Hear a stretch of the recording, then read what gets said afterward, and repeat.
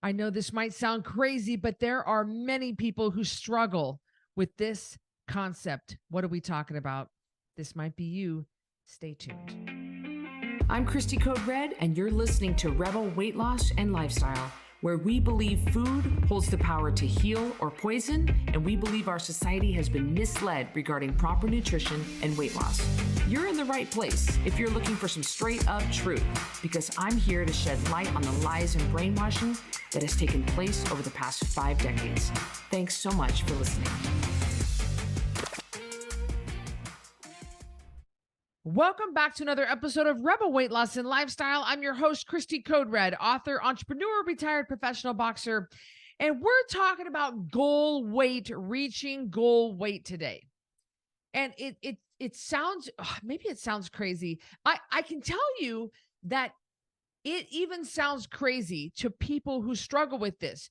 You might not know you are struggling with this concept until it starts to happen to you. What am I talking about? You saw the name of the podcast, Scared to Reach Goal Weight. Scared to Reach Goal Weight.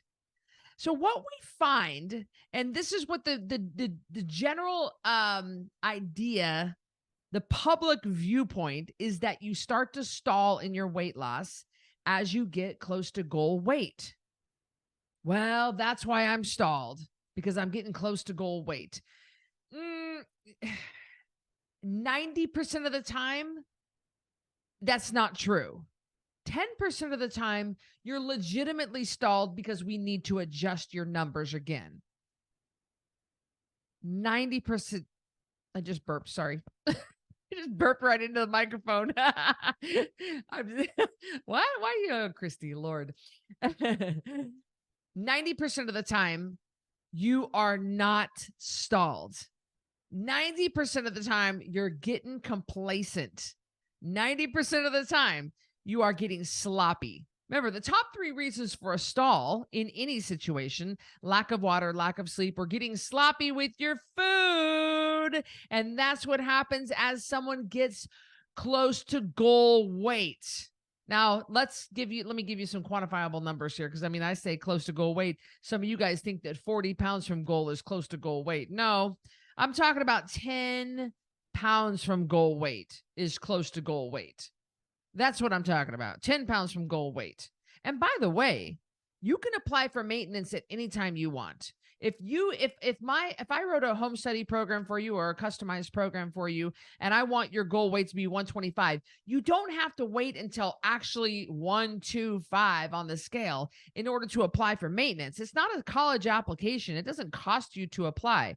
Apply for maintenance when you think you're ready. Now, if I want you to be 140 and you're at 165 and you're like, I look good, I'm going to get into maintenance. Well, first of all, congratulations for losing all that weight. I'm super proud of you. But no, you're probably not ready for maintenance. All right.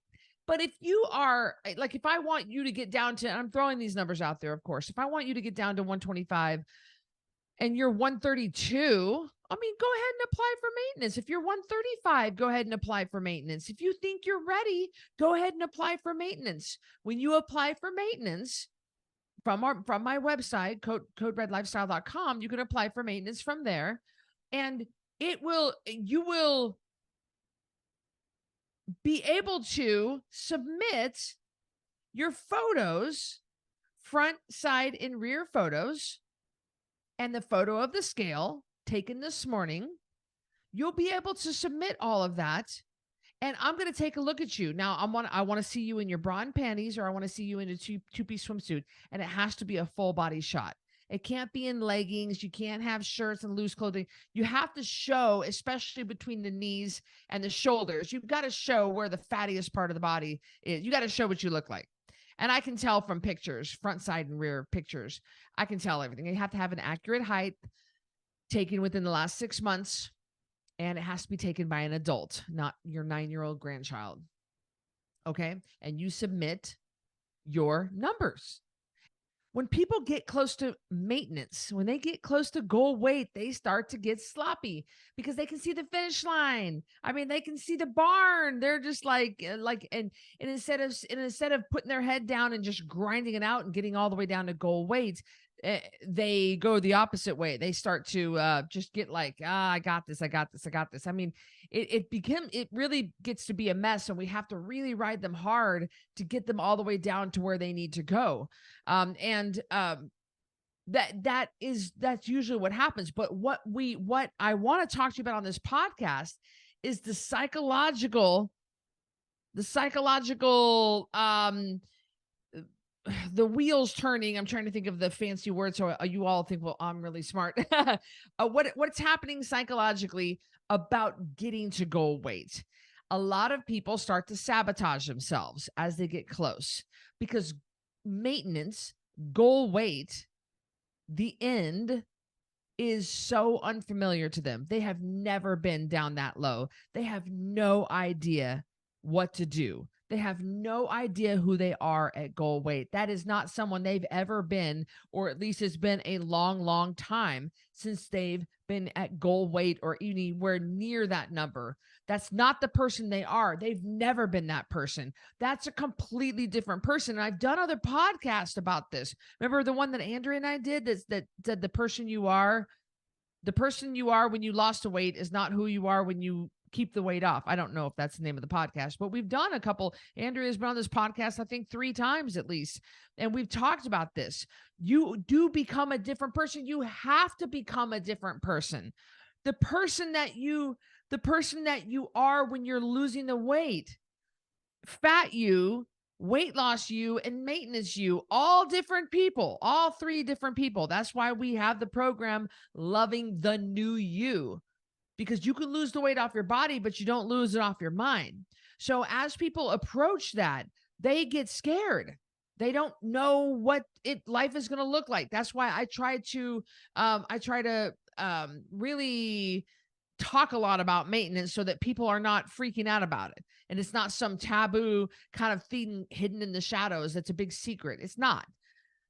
It's not. What is maintenance going to look like? I even teach a workshop. I need to teach that again soon. Andrea, if you're listening to this, which I know you are, would you please send me an email telling me to probably teach that workshop again soon, the maintenance workshop, because that was a good one. Remember that last time? I think the last time I taught that maintenance workshop was September of 2022. So it's been over a year. So I don't know. That's the one I was teaching, but I remember I was traveling when I taught it. But anyway, I try to make it to where people are very comfortable with the idea of maintenance and the idea of goal weight because they're very uncomfortable. And as they start to get closer, they start to sabotage themselves. Who am I? What does this even look like? What is this? They just don't identify as a person this small. They don't identify as a person in the size 4. They don't know what it's like. And they haven't been this size long enough to be able to get comfortable there. And they start to sabotage yourself. Now I'm going to read something to you from Andrea that she wrote because this podcast was her idea because she's our director of coaching and she heads up our maintenance program. And it's interesting. She just said, the role of identity in weight loss success. Do you see yourself as someone with a weight problem? Then you will think and act like someone with a weight problem. Interesting. And it'll be harder to lose the weight and keep it off. Not impossible, but harder than it needs to be. If you see yourself as a smoker, you'll think and want to act like a smoker. If you see yourself as an athlete, then you'll act like an athlete. It's interesting that she wrote that. I just thought that was really, very telling. I like that. She said a lot of people are used to being fat. Their mind freaks out about not trying to lose the weight anymore. When you get into maintenance, we don't try to lose more weight. So they stall themselves out at 5 or 10 pounds above goal because they're worried about maintenance. So it's just, and meanwhile, they're already in maintenance because they're maintaining 5 to 10 pounds above goal weight. That they're scared of something that they're already doing. So we see a lot of people just stall out and stay 10 pounds above goal. And it's now that's to me, I don't have a problem with someone 10 pounds above goal, not for maintenance. So you can't be in maintenance and be 10 pounds above goal, not in my maintenance program. But if I see someone on the street, which I do almost every day, I see rebels all over the place all the time in downtown Boise, in the mall, in parking lot, in a C store, at Tamarack, in airports, see them all the time in airports. I see rebels all the time, and then they always stop me. And Costco is a big one. Winco is a big one. Walmart, I see them all the time in Walmart. Hazel and I are in Walmart. And people say, a lot of times people say, I hit goal weight and then I gained 10 pounds back. And I've been here for about a year and a half. I mean, I'm like, I celebrate that. I'm like, that's amazing. I mean, that's amazing that you have, they're not a part of my maintenance program, but that you lost 60 pounds. And over the past year and a half, you've just gained 10 back. Now, I don't know how you feel hearing that from my mouth. Like, you're like, Cristy, I cannot believe you're saying that. But seriously, they've kept off 50 of the 60. I'm super happy to hear that. I am. I'm like, Karen, that's great. For a year and a half, you've only flexed 10 pounds. That ain't too bad. Now, the other side of this is usually they're lying and it's not just 10 pounds. I can see when I look at somebody. If they say they were in my maintenance program, at one point, and then they're like, I've only gained back 10 pounds. I'm looking at them like, you gained back 30, so, I mean, if they're telling the truth, if they're truly telling the truth and they only gained back 10 pounds, then that is, then that's great. I don't think that's a big deal at all. And they're living their life and they're staying there and they've kept 50 of the 60 pounds off. I personally think that's pretty amazing. I don't think that's a big deal. That's not what we're talking about in this podcast. We're talking about how people intentionally sabotage themselves as they get down near goal weight. And so then when I see someone doing that and I have a chance to talk to them, I ask them, well, why don't you just stay right here? Why do you feel like you have to get down to that number? Oh my gosh, I want to get down to that number. I want to get down to that number. I want to get down to that number. I want to be in maintenance. I want to be one of your coaches. Because you have to be, you have to lose all your weight. You have to be a mentor and then you can become a coach for Code Red. And so they say, I want to. And I'm like, okay. But if they don't say that, if they're like, it's just kind of, it's the last 10 pounds. It's just aesthetics. And I feel great. I fit into extra small tops. I fit into size 4, size 6 pants. I really don't see the need to lose the last 10 pounds. I can totally get behind that person. I can, because that's a person who is at least just being honest with themselves and with me. They're saying, hey, listen, I'm cool right here where I am. I mean, I lost 70 and I'm 10 pounds from goal and I'm okay right here. I'm happy. My husband's happy. I feel good. I got energy. I just feel fine here. I don't need to lose. Okay. So there, you kind of see where I'm going. I mean, there are different types, but I always ask someone that. I say, well, are you just happy being right here? And then I get a feel for how they are feeling. If they adamantly say, no, I have to get into the maintenance program. I've been dreaming about this moment. Okay, well, let's get you dialed in. Let's push hard and let's get that last 10 pounds off. But if they go, no, I'm really actually pretty happy at 145 as opposed to 135, I'm like, okay, have a great life. I mean, I'm super proud of you. I'm proud of them. Problem is, if you're not adhering to some sort of a protocol, because everybody's got rules. I mean, maintenance program has rules. We all have rules. Ain't nobody getting out of the rules. Maintenance program has rules. It just has a different kind of a set of rules, and the rules are a little looser. Problem is, if you don't have any rules, you tend to gain the weight back, and it's insidious and it's quick, and it happens just like that. Before you know it, you've gained your weight back. So, I mean, a lot of people can't just maintain 10 pounds from goal. They usually go, and they get up and up and up and up. But this self-sabotage, that's what I'm really wanting to hit on. What is going on in your mind? Are you finding yourself? I mean, there's a big difference between being 10 pounds from goal, knowing you're there, completely comfortable being there and totally in control. There's a difference between that and someone who desperately wants to hit goal weight, but is terrified to, because they don't know what life looks like when they're not losing weight, and they don't know what life looks like at that goal weight. And so they're purposely sabotaging themselves. Well, that's a big difference between those two things. We have to identify where someone's head is. That's my favorite thing to do, is talk to people about maintenance. I love talking about maintenance. I love maintenance. I do. I love talking about it. I love coaching in maintenance. I love really getting inside someone's head as they get close, and really finding out where they are, finding out what they really want, and finding out how they feel, and how they feel about their body. And a lot of people say, the women I work with, menopausal women in their 50s and 60s, they'll say, I'm never going to wear a bikini again. I probably won't even put on a swimsuit again. I don't care what I look like. I don't care that this last 10 pounds is going to be like, this little bloop right here is going to be gone. I just don't care. And that's cool. Like, all right, so what do you want? I want to be able to drink wine every night. Okay, I gotcha. Let me teach you how to do that and still stay right here, And so, although I don't advocate for drinking wine every night, I think that's incredibly unhealthy. The body has a hard time metabolizing alcohol. I don't agree with it. I don't like it. I don't think people should do it. There are 7 calories per gram of alcohol, and the way it's metabolized in the liver, it's poison for you, especially drinking it that often. So I'm just threw that out there, Well, I want to be able to go on a date night once a week with my husband. I mean, I want to order pizza every Friday night. Okay.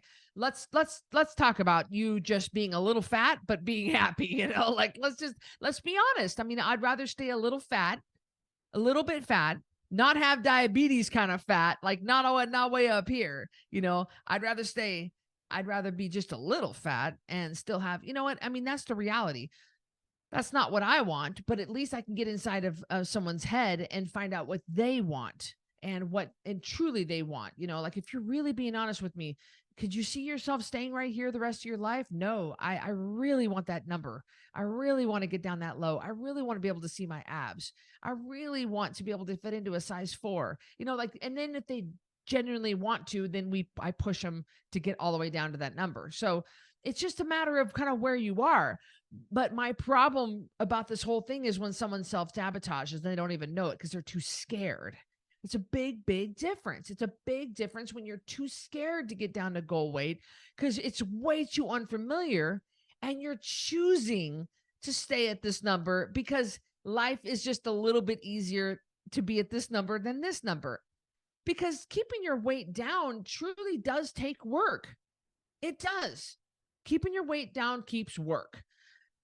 Keeping your weight up keeps work. It takes work, and it takes money. I mean, you got to eat, and to gain that weight back, you've got to eat in excess, and that costs money, and that's going to cost you your health.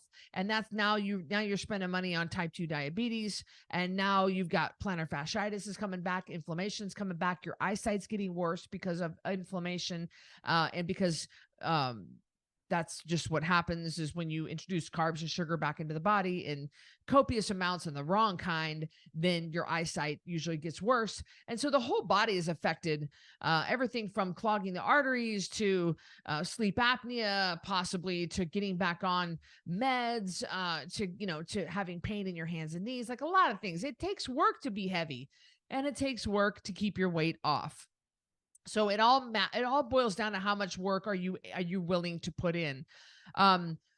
Recently, I am 6 months post show. I talked about this on a couple of podcasts here. The last couple that we've had here on Rebel Weight Loss and Lifestyle. I'm 6 months since I competed in the Emerald Classic, April of 2023.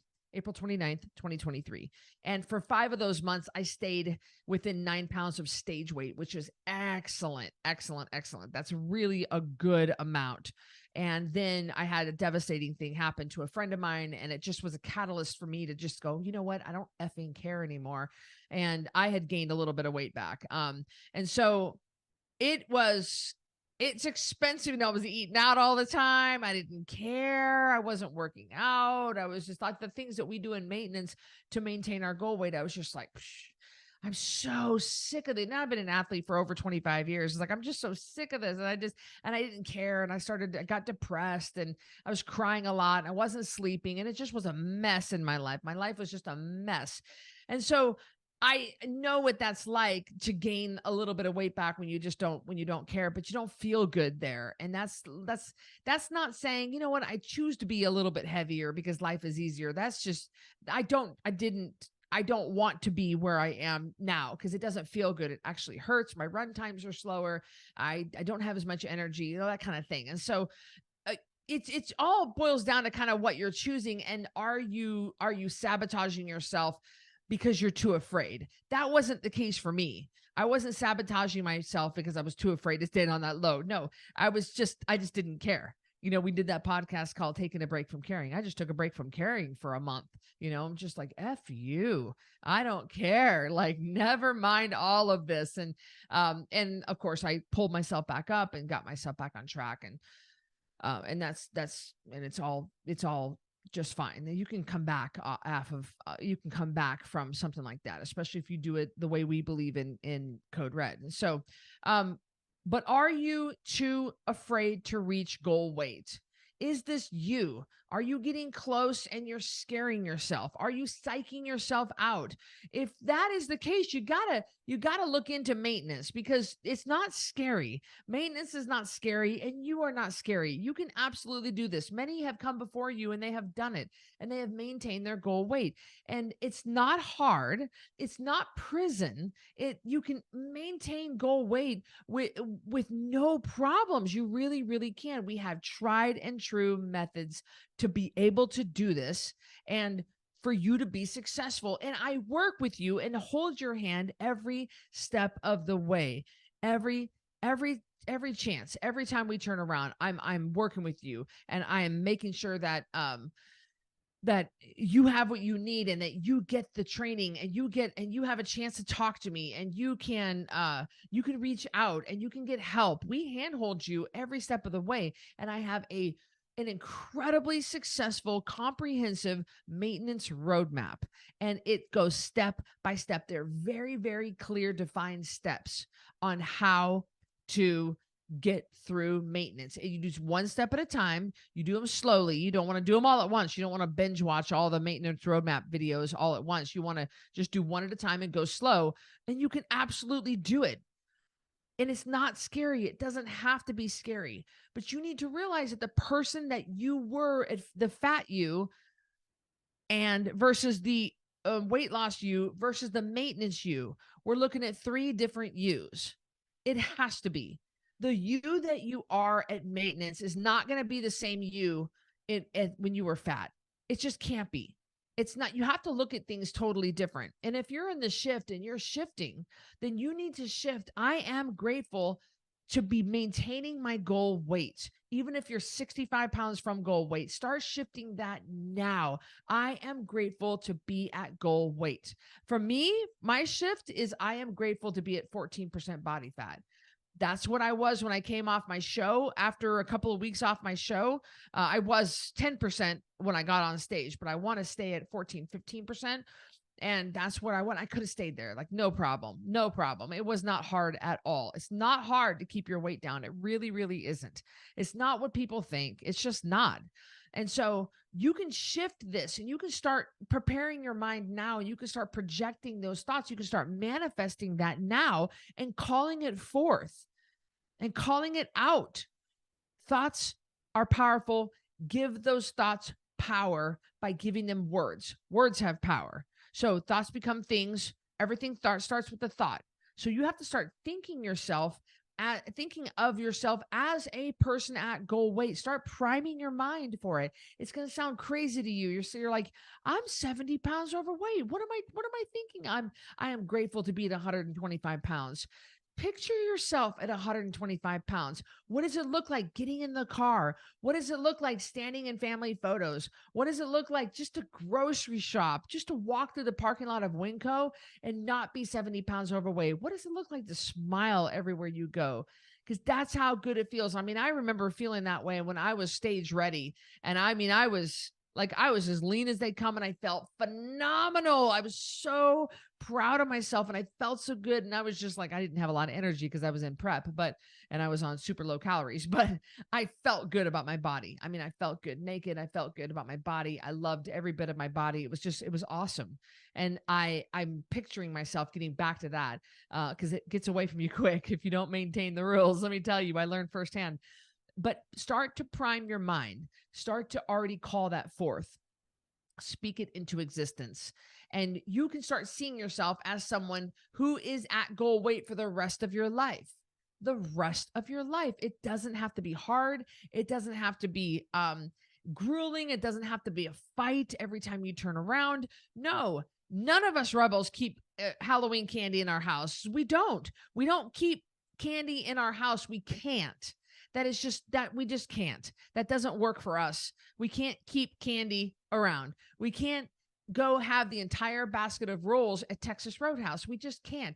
That's not what we believe anyway, because in our Code Red mission statement, it says we believe food holds the power to heal or poison. We choose foods that heal. We choose foods that heal.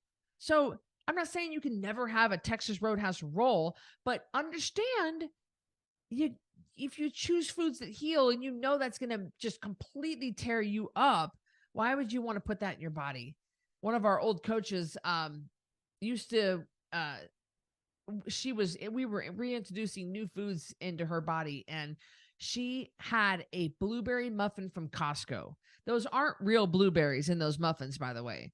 And they're made with, I think it's called glyphosate. No, I'm trying to think of the liquid that they use to winterize motorhomes. Anyway, those crappy muffins from Costco are made with some just horrifically harsh ingredients. Anyway, she ate one, and I mean, it tore her up for 3 days. She was miserable. I think she even had to call out work. I mean, it was terrible. And she was just like, wow, I can't have a Costco blueberry muffin. And so it's just you end up just not wanting to put yourself through that misery. So you don't do it. You just don't do it because you know you're going to feel like crap if you do it. So that's just maintenance is amazing. You know, you can choose foods that heal, not because you have to, but because you want to. And it doesn't mean you can not have a Costco pizza again. It's just that you understand there's highly inflammatory oils on there. There are ingredients on there your body's not used to. You're going to probably have diarrhea. You're going to have constipation. You're going to break out with acne. It's going to come out through your pores. I mean, it's going to be pretty nasty with someone who is, they've treated their body with respect and kindness, and they don't put junk food in it. And then you go and you have a big giant slice. Yeah, you're probably going to have a reaction. And in maintenance, my rebels, they kind of just go, not really what I want to cheat with. And then if they do want to cheat, then we help them. We help them choose the restaurant. We help them choose the meal. Even if they're like, I want pad thai. Okay, where can we get the cleanest form of pad thai? That kind of thing. So it's very doable, but you've got to start thinking of yourself as someone in maintenance. You have to start picturing your goal weight. You've got to start visualizing that. You've got to start doing the shift protocol and make sure that you are already practicing that. That's so incredibly important. And by the way, the next shift starts January 8th. You can get on the waiting list at 21dayshift.com. If that's something that you want to really dive into the body, mind, and spirit the way we do in the shift, then that's going to be your best bet, is to get in the next 21 day shift. All right. Well, I hope you enjoyed this episode of Rebel Weight Loss and Lifestyle. A little bit different, a little bit short, but are you scared of reaching goal weight? Are you scared of maintenance? A lot of people are, and you don't need to be. And I don't want this to be you. You don't have to fight it, but you've got to get your mind right about this. You need to understand you are going to be a different person, and you want to be a different person.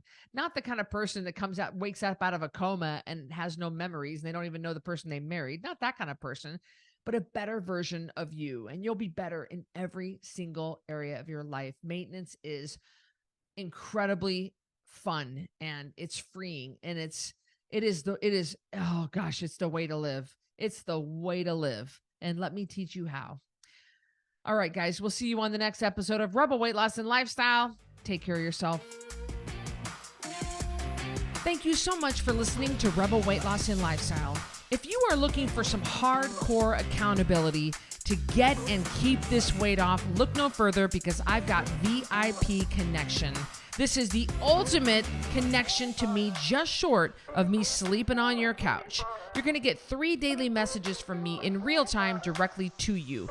You're going to submit your weight every Friday. We're going to go over it in a weekly meeting on Sunday nights, and I'm going to give you feedback.